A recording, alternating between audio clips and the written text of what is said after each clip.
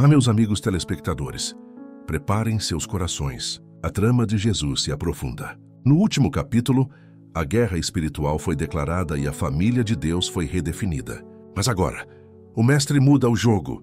Ele vai revelar os mistérios do reino através de enigmas, de histórias simples, mas com reviravoltas cósmicas. E o drama não para. Veremos a traição final, o pão multiplicado, a água desafiada e o preço terrível do divórcio. Se esta linda história de revelação sobre o Evangelho de Mateus te interessou, não se esqueça de se inscrever no nosso canal e diga-nos de que cidade você nos está vendo. Capítulo 13. Os 7 mistérios do reino, o mestre dos enigmas. Jesus sai de casa e se senta à beira do mar. A multidão é tanta que ele entra num barco e dali começa a falar. As palavras agora vêm em forma de enigmas. As parábolas. Cansa o semeador e os 4 solos. Ele lança a semente. Eis que o semeador saiu a semear. E quando semeava, uma parte da semente caiu ao pé do caminho, e vieram as aves e comeram-na. Outra parte caiu em pedregais, onde não havia terra bastante, e logo nasceu, porque não tinha terra funda. Mas vindo o sol queimou-se e secou-se, porque não tinha raiz. Outra caiu entre espinhos, e os espinhos cresceram e sufocaram-na. E outra caiu em boa terra e deu fruto. Um a 100, outro a 60 e outro a 30. Quem tem ouvidos para ouvir, ouça. Os discípulos confusos perguntam: por que lhes falas por parábolas? E aqui a primeira revelação: porque a vós é dado conhecer os mistérios do reino dos céus, mas a eles não lhes é dado. Eles viam, mas não enxergavam. Ouviam, mas não entendiam. A parábola da parábola. Jesus explica: a semente à beira do caminho é o que ouve a palavra, mas o maligno vem e arrebata. O pedregal é o que ouve com alegria, mas não tem raiz. Vem a angústia ou a perseguição, e logo se ofende. Os espinhos são os cuidados deste mundo, e a sedução das riquezas, que sufocam a palavra. Mas a boa terra é o que ouve, entende e dá fruto. 2. O trigo e o joio.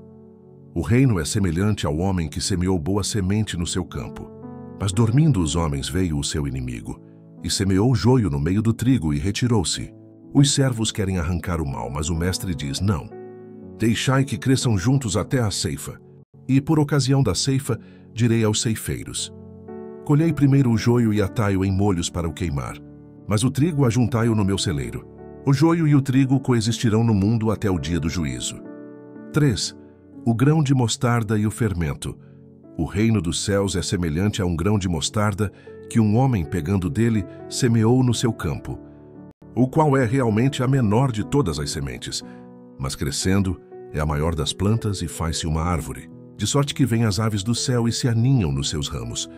O reino é como o fermento que uma mulher toma e introduz em 3 medidas de farinha, até que tudo esteja levedado. O mistério do crescimento invisível. 4. O tesouro escondido e a pérola de grande preço. O reino dos céus é semelhante a um tesouro escondido num campo que um homem achou e escondeu. E pelo gozo dele vai, vende tudo quanto tem e compra aquele campo. O reino dos céus é semelhante ao homem negociante que busca boas pérolas. E encontrando uma pérola de grande valor foi, vendeu tudo quanto tinha e comprou-a. O preço da salvação é a renúncia total. 5. A rede.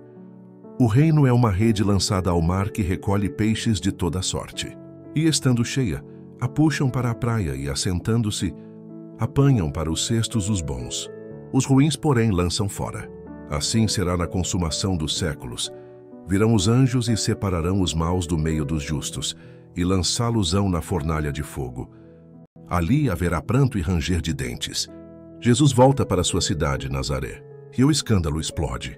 De onde veio a este a sabedoria e tais maravilhas? Não é este o filho do carpinteiro? E sua mãe não se chama Maria? E seus irmãos Tiago e José e Simão e Judas? Eles se ofenderam. A intimidade gerou desprezo, e por causa da incredulidade deles, ele não fez ali muitas maravilhas. Capítulo 14. A traição, o pão e a água. O triunfo sobre a fome e o medo.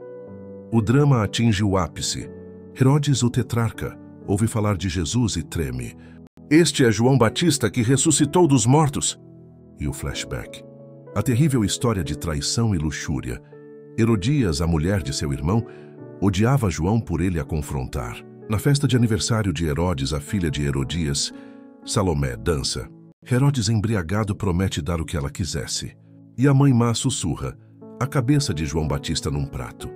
Herodes, triste por causa do juramento feito diante dos convidados, manda matar João. A cabeça do maior profeta é entregue à menina. Jesus, ouvindo sobre a morte de João, se retira de barco para um lugar deserto. Mas a multidão o segue a pé. A compaixão explode. Ele cura os doentes. Mas a noite chega. Os discípulos famintos pedem. Despede a multidão para que vão às aldeias comprar comida. Jesus lhes dá a segunda grande reviravolta. Não precisam ir. Dá-lhes vós de comer. Eles só tinham 5 pães e 2 peixes. E Jesus, com o poder da providência, faz um milagre. Ele olha para o céu, abençoa e manda os discípulos distribuírem. 5.000 homens, fora mulheres e crianças, comeram até se fartar. E sobrou 12 cestos cheios. Imediatamente após o milagre, ele obriga os discípulos a entrar no barco e ir adiante. E sobe ao monte para orar sozinho. A noite cai. O barco, sozinho no meio do mar, é açoitado por uma tempestade. O vento é contrário. E na 4ª vigília da noite, entre 3 e 6 da manhã, a aparição. Os discípulos, exaustos e aterrorizados, veem uma figura vindo sobre o mar. Eles gritam, é um fantasma! Mas a voz inconfundível do mestre acalma o terror. Tende bom ânimo. Sou eu, não temais. E aqui o momento de maior fé e dúvida de Pedro. Ele diz, Senhor, se és tu, manda-me ir ter contigo por cima das águas. Jesus diz, vem. E Pedro sai do barco. Ele anda sobre a água. A fé era real. Mas ao ver a força do vento, a dúvida, a pequena fé o atinge. Ele começa a afundar. Senhor, salva-me. Jesus, estendendo-lhe logo a mão, o segura e repreende. Homem de pouca fé, por que duvidaste? Eles entram no barco, o vento cessa. A revelação é completa. Todos ali, Pedro, Mateus, João, caem e o adoram. Verdadeiramente tu és o Filho de Deus. Capítulo 15. O conflito da tradição e a cura da cananeia. O mestre está em Genezaré. A fama é total, mas o inimigo o cerca. Os fariseus e escribas vêm de Jerusalém. A crítica é de autoridade. Por que transgridem os teus discípulos a tradição dos anciãos? Pois não lavam as mãos quando comem pão. A traição aqui é a inversão. Eles se importavam mais com a lavagem ritual das mãos do que com o coração. Jesus os repreende com fúria santa. Porque vós também transgredis o mandamento de Deus por causa da vossa tradição. Vós invalidastes o mandamento de Deus por causa da vossa tradição. Eles usavam a lei para negar a honra aos pais e a grande revelação sobre a impureza. O que contamina o homem não é o que entra na boca, mas o que sai da boca. Isso é o que contamina o homem. Pedro, confuso, pede a explicação da parábola. Jesus o repreende. Ainda vós estáis também sem entendimento? E explica a essência do mal. Mas o que sai da boca procede do coração, e isso é o que contamina o homem. Porque do coração procedem os maus pensamentos, homicídios, adultérios, prostituições, furtos, falsos testemunhos e blasfêmias. São estas coisas que contaminam o homem. Ele se retira para as partes de Tiro e Sidom e encontra um drama terrível. Uma mulher cananeia, pagã, estrangeira, se clama, Senhor, filho de Davi, tem misericórdia de mim que minha filha está miseravelmente endemoniada. Os discípulos, cansados do clamor, pedem a Jesus, manda-a embora, pois vem gritando atrás de nós. E a prova de fogo? Jesus a ignora, dizendo, eu não fui enviado senão as ovelhas perdidas da casa de Israel. A mulher persiste. Ela se ajoelha, Senhor, socorre-me. Jesus testa a sua fé com a frase mais dura. Não é bom pegar o pão dos filhos e deitá-lo aos cachorrinhos, usando um termo de desprezo cultural. E aqui a fé mais surpreendente. A mulher não se ofende. Ela usa o insulto para implorar. Sim, Senhor, mas também os cachorrinhos comem das migalhas que caem da mesa dos seus senhores. Jesus fica maravilhado. Ele se rende. Ó mulher, grande é a tua fé. Seja isso feito para contigo como tu desejas. E a filha dela foi curada naquela mesma hora. A fé do estrangeiro, mais uma vez, humilha a incredulidade dos de dentro. Jesus volta para a beira do mar da Galileia, sobe ao monte e senta-se. E a multidão vem com seus coxos, cegos, mudos, mancos e muitos outros. Ele os cura a todos, e a multidão glorifica o Deus de Israel. E a história se repete. Mais uma vez ele multiplica os pães. Desta vez, ele tinha 7 pães e alguns peixinhos. E a multidão era de 4.000 homens, fora mulheres e crianças. Comeram, se fartaram e recolheram 7 cestos cheios. Capítulo 16. O fermento e a pedra. O grande reconhecimento. A guerra não cessa. Os fariseus e os saduceus, os ricos teologicamente liberais, se juntam contra Jesus pedindo um sinal do céu para testá-lo. Jesus suspira: hipócritas, sabeis discernir a face do céu, e não conheceis os sinais dos tempos? Ele não lhes dará sinal, exceto o sinal do profeta Jonas, o sinal da ressurreição. Jesus e seus discípulos atravessam. Eles se esquecem de levar pão. Ele alerta: acautelai-vos do fermento dos fariseus e saduceus. Os discípulos, ainda de pouca fé, pensam que ele está falando da falta de pão. Jesus se irrita. Por que considerais, ó homens de pouca fé, que não tendes pão? Ainda não compreendeis, nem vos lembrais dos 5 pães para 5.000, e de quantos cestos levantastes? Eles finalmente entendem. Ele falava sobre a doutrina hipócrita deles. O grande clímax deste ato acontece em Cesareia de Filipe. Jesus, vendo que a crise se aprofundava, faz a pergunta que decide o destino deles. Quem dizem os homens ser o Filho do Homem?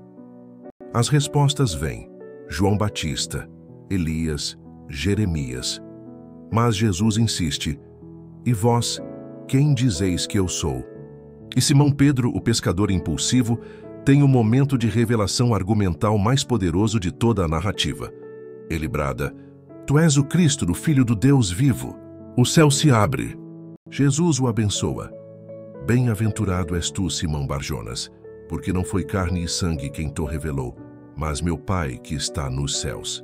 E a profecia que lança as bases da igreja. Pois também eu te digo que tu és Pedro, e sobre esta pedra edificarei a minha igreja, e as portas do inferno não prevalecerão contra ela. E eu te darei as chaves do reino dos céus, e tudo o que ligares na terra será ligado nos céus, e tudo o que desligares na terra será desligado no céu. Mas a euforia dura pouco. A sombra da cruz cai sobre a cena. Jesus começa a dizer aos discípulos que ele precisa ir a Jerusalém, sofrer muito nas mãos dos anciãos, dos principais dos sacerdotes e dos escribas, e ser morto, e ressuscitar ao 3º dia. Pedro, que acabou de ser a rocha, se torna a pedra de tropeço. Ele puxa Jesus de lado e o repreende. Senhor, tem compaixão de ti. Isso nunca te acontecerá. E Jesus, virando-se para Pedro, diz a frase mais dura que ele já proferiu a um discípulo. Para trás de mim, Satanás. Tu me serves de escândalo, porque não sentes as coisas que são de Deus, mas sim as que são dos homens. A espada da escolha. Perder a vida para ganhá-la. Se alguém quiser vir após mim, negue-se a si mesmo e tome a sua cruz e siga-me. Capítulo 17. A glória e o preço. A transfiguração. 6 dias depois, o mestre leva Pedro, Tiago e João, a elite da elite, a um alto monte à parte. E ali o véu é rasgado. Jesus é transfigurado diante deles. O seu rosto resplandece como o sol. As suas vestes se tornam brancas como a luz. E não é só isso. Aparecem com ele Moisés, a lei, e Elias, os profetas, conversando com ele. Pedro, atordoado pela glória, fala bobagem. Senhor, bom é estarmos aqui. Se queres, façamos aqui 3 tabernáculos, um para ti, um para Moisés e um para Elias. Ele queria igualar Jesus aos grandes da história. E a resposta vem do céu. Uma nuvem luminosa os cobre, e a voz de Deus rompe o silêncio. Este é o meu filho amado, em quem me comprazo. Escutai-o. Os discípulos caem com o rosto em terra, cheios de medo. Jesus os toca e diz: levantai-vos e não temais. Quando levantam, não havia mais ninguém a não ser Jesus. O drama da dúvida continua. Ao descerem, os discípulos perguntam sobre a vinda de Elias, o precursor. Jesus confirma que Elias já veio, João Batista, e eles não o reconheceram. A dor de João Batista é, na verdade, a sombra da dor de Jesus. De volta à planície, um pai desesperado traz seu filho lunático, epiléptico, que sofria terrivelmente. Os discípulos tentaram, mas não puderam curá-lo. Jesus repreende a incredulidade geral. Ó geração incrédula e perversa, Até quando estarei eu convosco? Até quando vos sofrerei? Ele cura o menino com uma palavra. Os discípulos perguntam envergonhados: por que não podemos nós expulsá-lo? A revelação, por causa da vossa pequena fé. Porque em verdade vos digo, que se tiverdes fé como um grão de mostarda, direis a este monte: passa daqui para acolá, e ele há de passar. E nada vos será impossível. A fé não era uma questão de poder, mas de escala. Que o capítulo termina com mais uma revelação da divindade de Jesus. Os que cobravam o imposto do templo, o de dracma, abordam Pedro. O vosso mestre não paga o de dracma?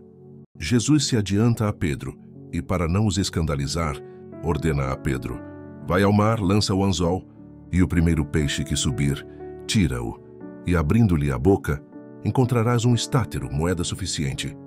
Toma-o e dá-o por mim e por ti. O mestre que podia fazer o peixe pescar a moeda. A soberania sobre o sistema. Capítulo 18. A regra do reino e o perdão incalculável. O drama agora é interno. Os discípulos discutem: quem é o maior no reino dos céus? A vaidade humana.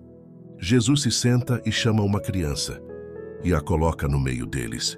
Em verdade vos digo que, se não vos converterdes e não vos fizerdes como crianças, de modo nenhum entrareis no reino dos céus. O maior é o mais humilde. Qualquer que receber em meu nome uma criança tal, a mim me recebe. Mas ai de quem escandalizar um destes pequeninos. Seria melhor que se lhe pendurasse ao pescoço uma mó de azenha e se afogasse no fundo do mar. O drama da perda. A parábola da ovelha perdida. O pastor deixa as 99 no monte e vai buscar a única que se perdeu. E o júbilo. Assim, não é da vontade de vosso Pai que está nos céus que um destes pequeninos se perca. E a regra para o pecado entre irmãos. A disciplina da igreja. Se teu irmão pecar contra ti, vai e repreende-o entre ti e ele só. Se não te ouvir, leva 2 ou 3 testemunhas. Se não ouvir a igreja, que seja para ti como gentil e publicano. E o poder mais terrível é transferido aos discípulos. Tudo o que ligardes na terra será ligado no céu, e tudo o que desligardes na terra será desligado no céu. E o poder da oração unida. Se 2 de vós concordarem na terra acerca de qualquer coisa que pedirem, isso lhes será feito por meu Pai, que está nos céus. Porque onde estiverem 2 ou 3 reunidos em meu nome, aí estou eu no meio deles. O clímax do perdão. Pedro se aproxima ansioso. Senhor, até quantas vezes pecará meu irmão contra mim, e eu lhe perdoarei? Até 7 vezes? Pedro achava que 7 era muito. Jesus o confronta com o incalculável. Não te digo que até 7 vezes, mas até 70 vezes 7. O perdão sem limites. E a parábola chocante do servo ingrato. Um rei perdoa uma dívida impagável, 10.000 talentos. Mas aquele servo perdoado encontra um companheiro que lhe devia 100 dinheiros, uma quantia irrisória, e o lança na prisão. O rei se irou. Servo mau, não te devia eu também ter compaixão do teu companheiro, como eu tive de ti? E o servo foi entregue aos atormentadores. A revelação argumental. A ameaça final.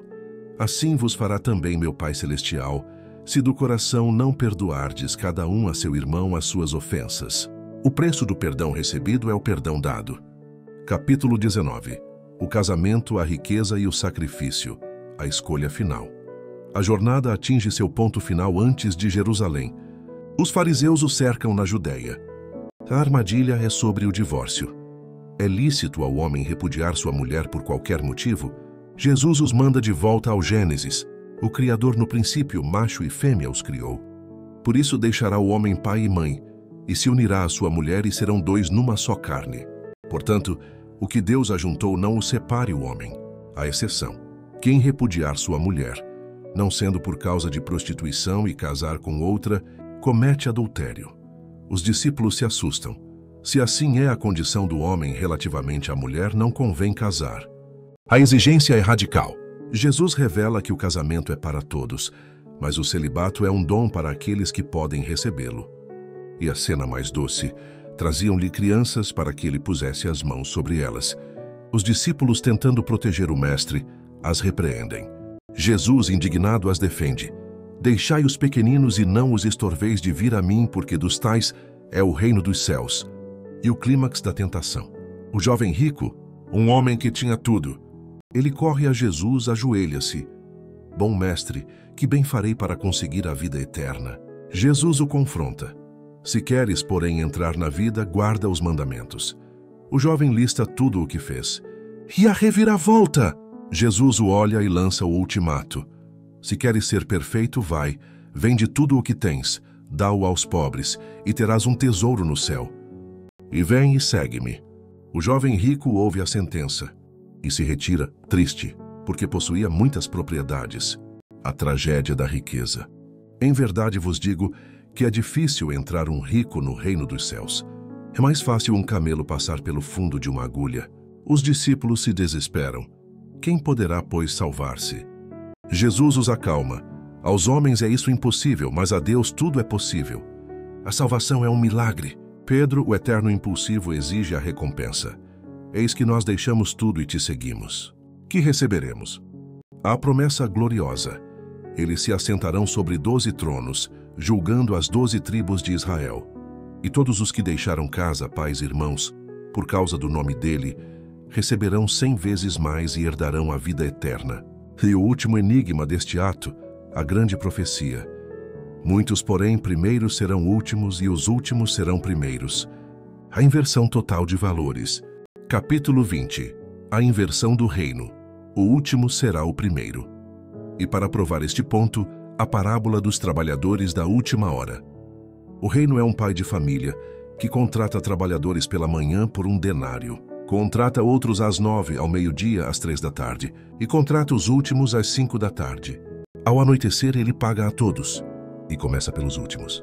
Os que trabalharam 1 hora recebem um denário. Os primeiros exaustos pensam, receberemos mais. Mas eles também recebem um denário. A revolta, a injustiça. Estes últimos trabalharam só 1 hora, e tu os igualaste conosco, que suportamos a fadiga e a calma do dia. A resposta do mestre é a lógica da graça. Amigo, não te faço agravo. Não ajustaste tu comigo um denário? Toma o que é teu e retira-te. Eu quero dar a este último tanto quanto a ti.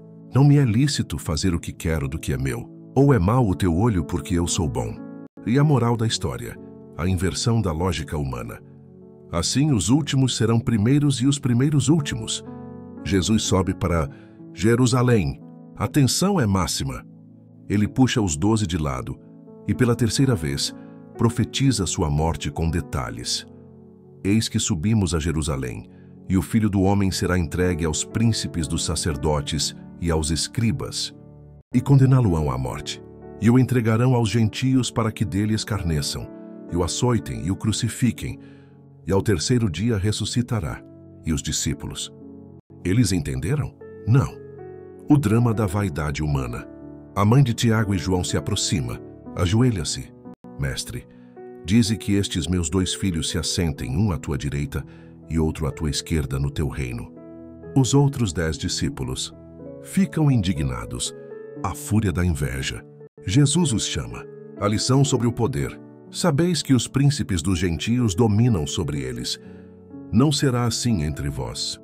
Mas todo aquele que quiser entre vós fazer-se grande, seja vosso serviçal. E qualquer que entre vós quiser ser o primeiro, seja vosso servo. E a revelação de sua própria missão.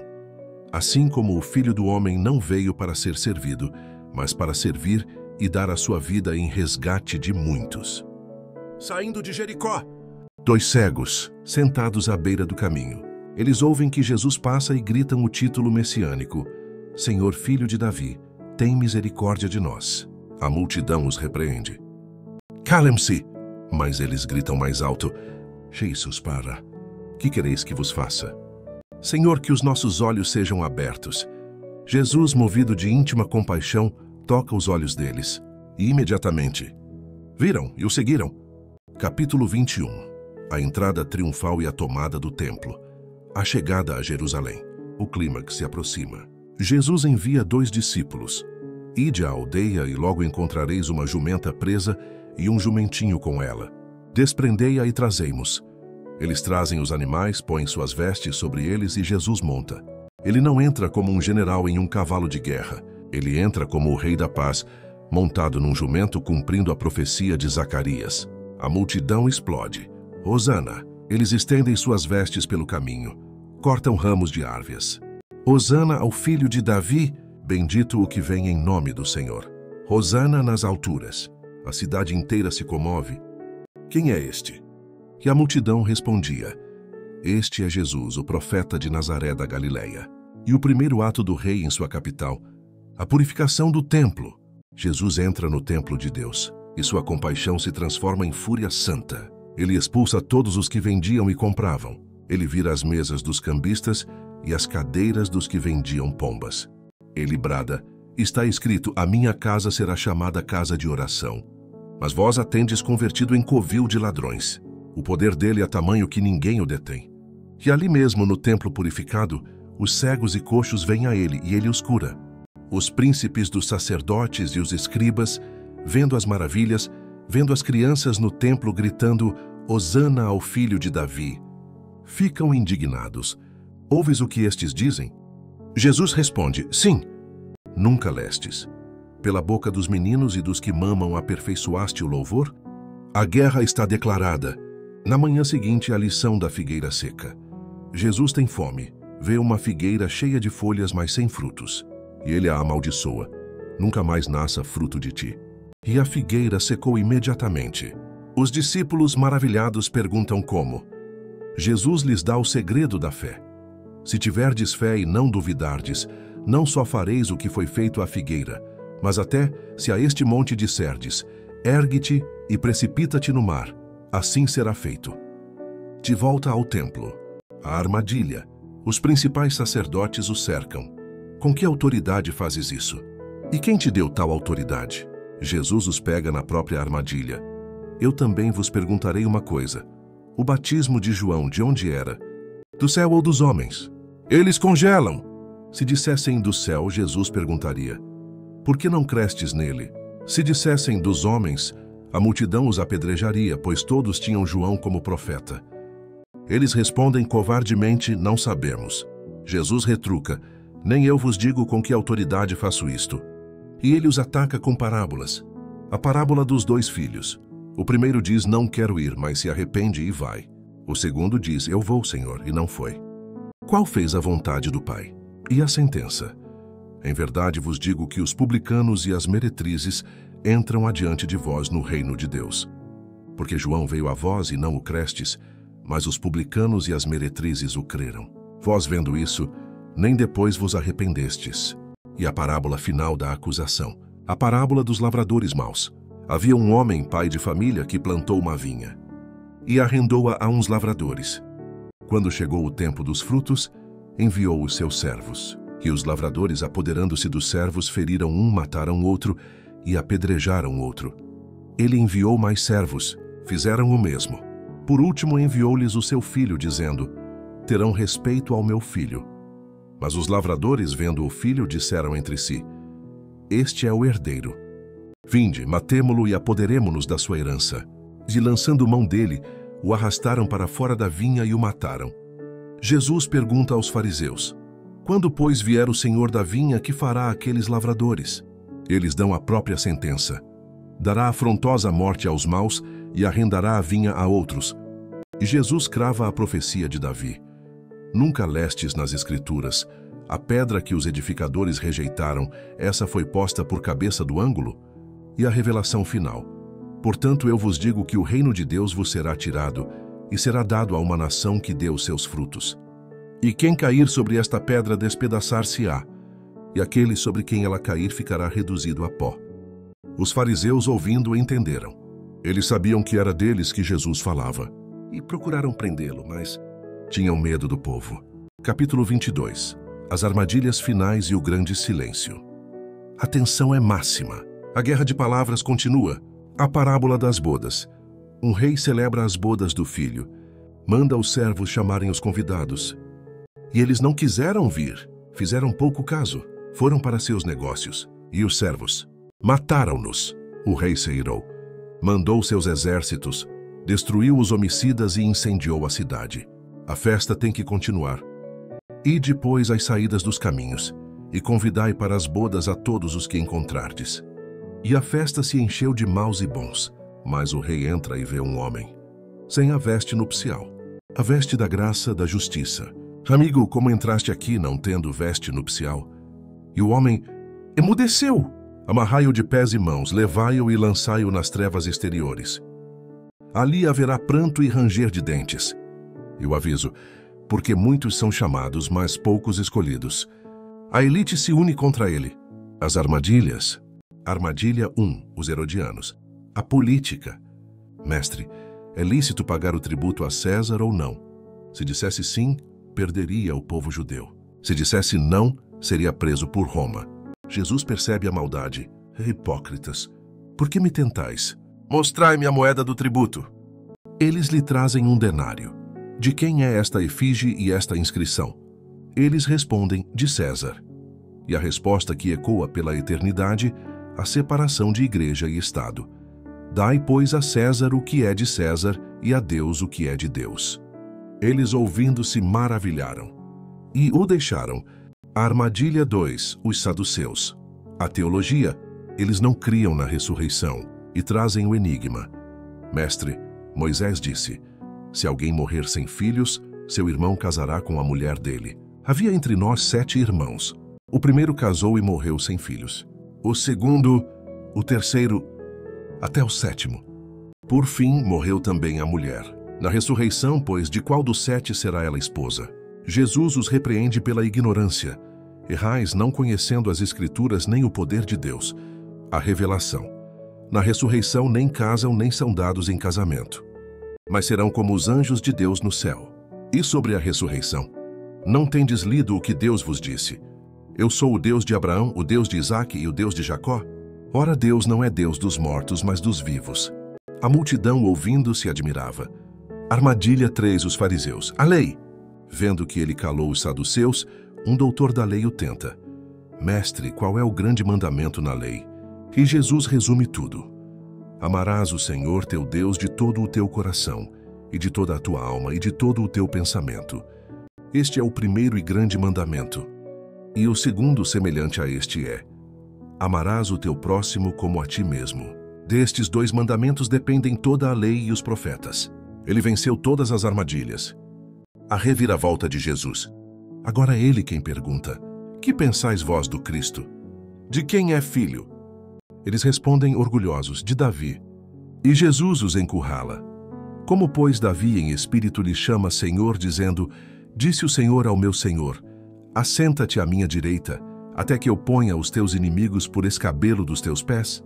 Se Davi, pois, lhe chama Senhor, como é seu filho? O silêncio absoluto. Ninguém podia responder-lhe palavra. E desde aquele dia ninguém mais ousou interrogá-lo. Capítulo 23.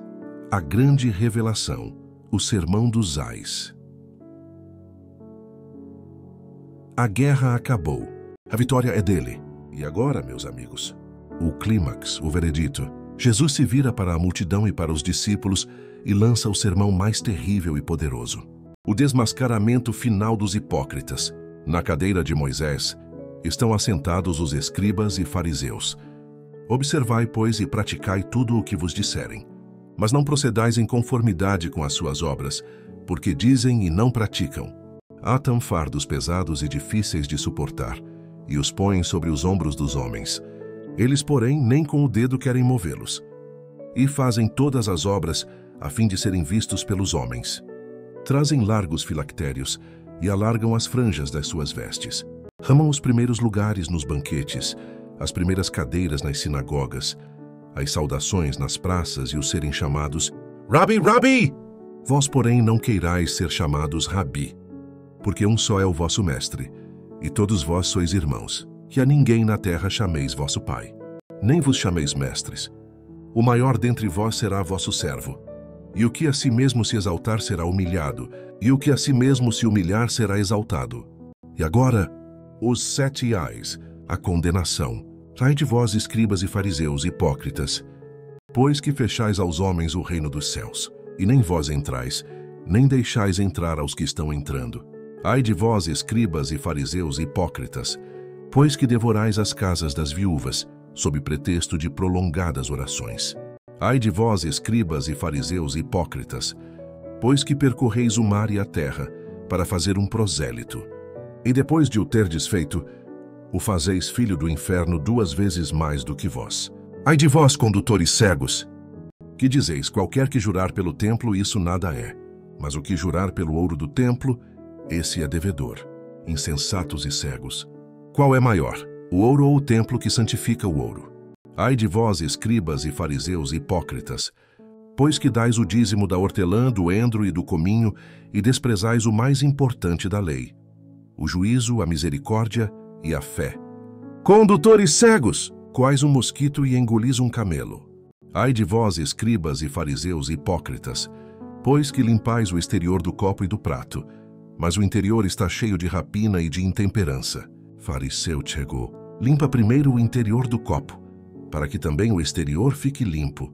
Ai de vós, escribas e fariseus hipócritas, pois que sois semelhantes aos sepulcros caiados, que por fora realmente parecem formosos, mas interiormente estão cheios de ossos de mortos e de toda imundícia.